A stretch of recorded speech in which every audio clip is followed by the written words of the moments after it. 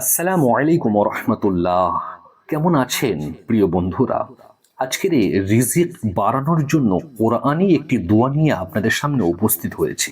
এই দোয়াটিকে যদি আপনি পাঠ করতে পারেন তাহলে আপনার জীবন থেকে রিজিকের সমস্যা চির বিদায় নেবে ইনশাআল্লাহ। আপনার জীবনে আর কোনোদিনই রিজিকের সমস্যা আসবে না। সর্বসময় আল্লাহ পাক আপনাকে দু হাত ভরে আপনাকে রিজিক দান করবেন। তাই ভিডিওটিকে না স্কিপ করে প্রথম থেকে শেষ পর্যন্ত দেখতে থাকুন ও আমাদের চ্যানেলের মধ্যে নতুন হলে অবশ্যই আমাদের চ্যানেলটিকে সাবস্ক্রাইব করে পাশে থাকা বেল আইকন অল করে দেবেন এমন সুন্দর সুন্দর ভিডিও সর্বপ্রথম পাওয়ার জন্য। প্রিয় দর্শক, পৃথিবীর প্রত্যেকটি মানুষ রিজিক নিয়ে সর্বসময় চিন্তায় থাকে, কেননা তার ভরসায় একটি সপরিবার চলে। সে তার বিবি বাচ্চা বাপ মায়ের মুখেতে আহার তুলে দেয় খোদার তরফ থেকে পাওয়া রিজিক নিয়ে।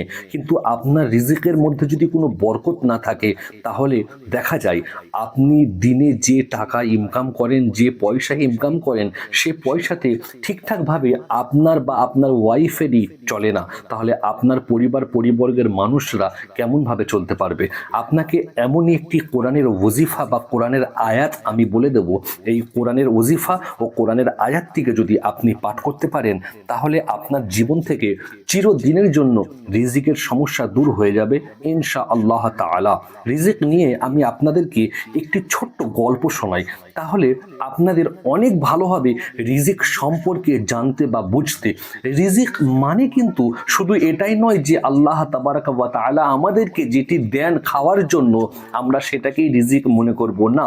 রিজিক মানে হলো আপনার শরীরের সুস্থতা, রিজিক মানে হলো আপনার দিমাগের সুস্থতা, রিজিক মানে হলো আপনার কাছে অর্থ থাকবে, হালাল উপার্জন আপনি করবেন, তার মধ্যে বরকত থাকবে।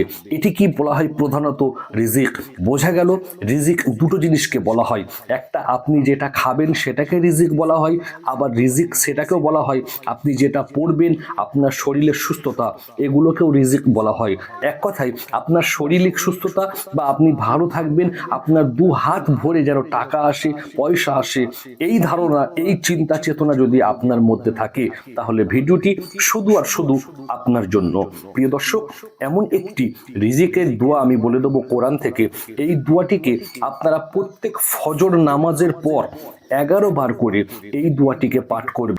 ছোট্ট দোয়াটি সূরাতুল আনকাবুতের আয়াত নম্বর 62 আল্লাহ তাবারাক ওয়া তাআলা ইরশাদ করেন, আল্লাহু ইয়াবসুতুর রিজকা লিমান ইয়াশাউ মিন ইবাদিহি ওয়া ইয়াকদিরু লাহু ইন্নাল্লাহা বিকুল্লি শাইইন আলীম।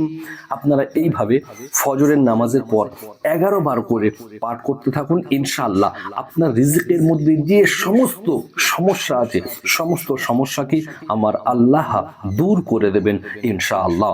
ইসলামের স্বার্থে এই দোয়াটিকে বেশি বেশি করে বিভিন্ন সোশ্যাল মিডিয়ায় শেয়ার করে দেবেন। ভালো থাকবেন, সুস্থ থাকবেন। আল্লাহ হাফিজ।